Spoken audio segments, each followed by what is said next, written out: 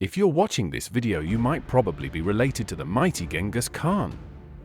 He has fathered the most children in human history. Genghis Khan's sex life was as crazy as extensive as his Mongol Empire. The Mongol leader with his sexual prowess took full advantage of his position and left a vast genetic legacy.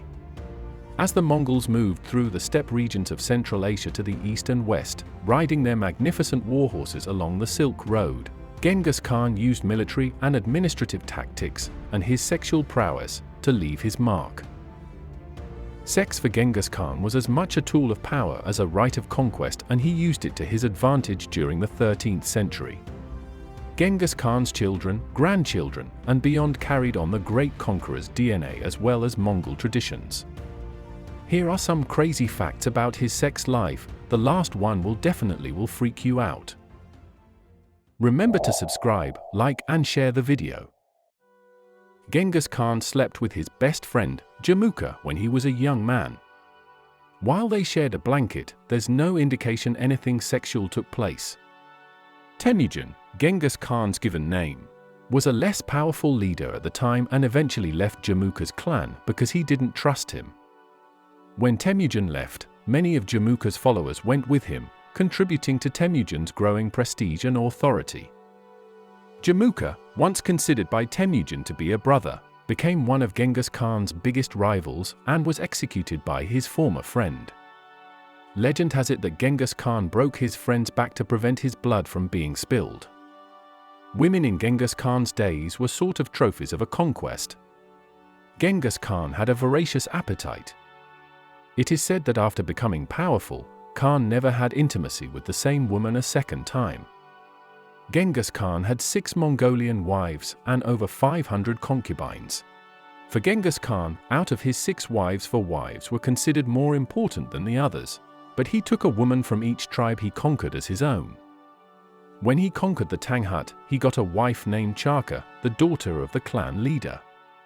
When he threatened the Jin dynasty in China, they offered him one of the emperor's daughters along with other riches.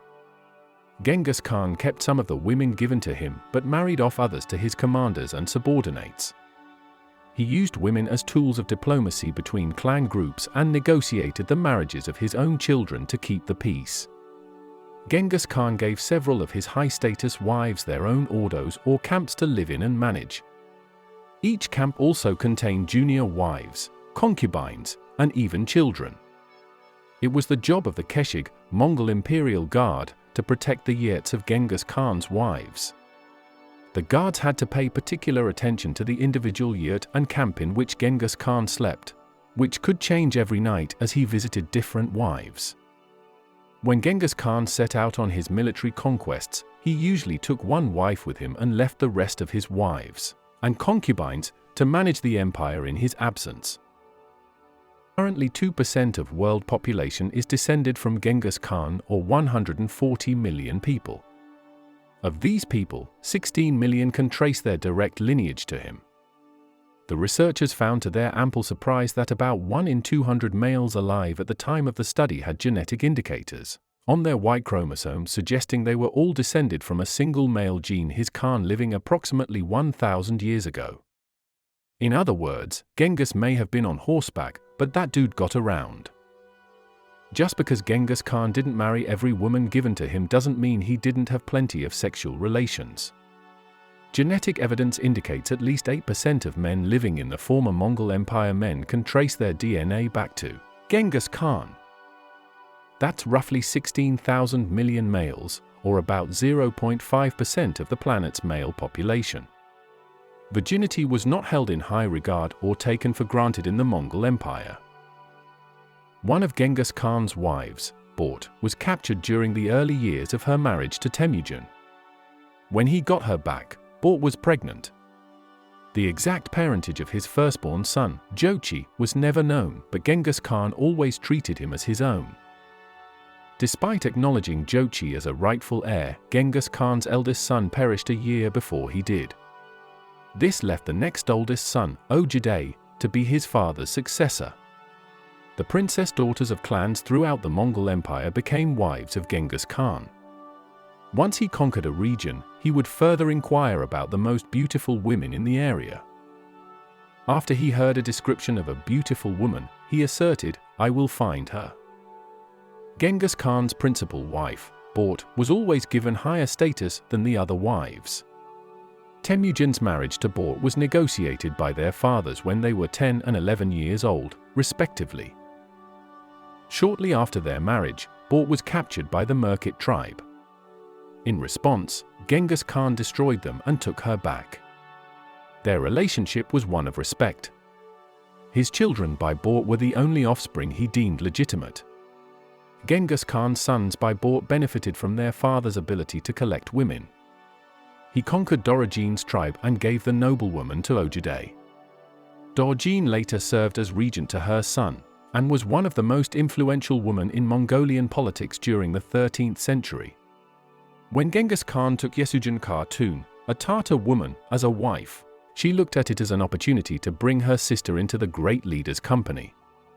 Yesugin asked Genghis Khan to find her sister Yesue, who had been taken to places unknown after a raid on her village, and offered to let Yesue be his wife in her place. Genghis Khan sent out troops to find Yesue and, after they did, he married her. Both women remained in his line of wives. Adultery was frowned upon in the Mongol society.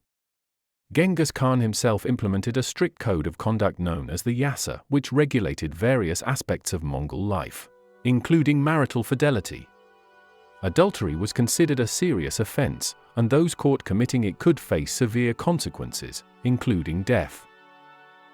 The Yasa emphasized the importance of family and the stability of the Mongol tribes, which adultery was seen as undermining. Violating these rules could lead to harsh punishments, and Genghis Khan and his successors were known for enforcing these laws rigorously.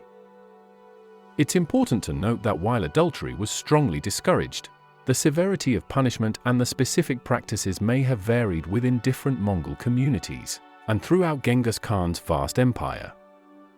As you might have gathered by now, Genghis Khan's love life was busy. Still, Genghis Khan made adultery punishable by execution. This is funny considering that he was the worst adulterer. In 1227, Genghis Khan perished under mysterious circumstances. He may have fallen from his horse and succumbed to his injuries, he could have been felled by an infected wound, or he may have been stabbed by a captured princess. His body was buried in secret so that his remains would never be disturbed. The secrecy perpetuated theories about how Genghis Khan passed away, including one that suggested he was executed by his lover. According to one account, the captured queen he was in bed with inserted a contraption into her vagina that removed his genitals, ending his life. Which one is the craziest among them? Let us know in the comment box. Kindly remember to subscribe, like and share. Thank you for watching.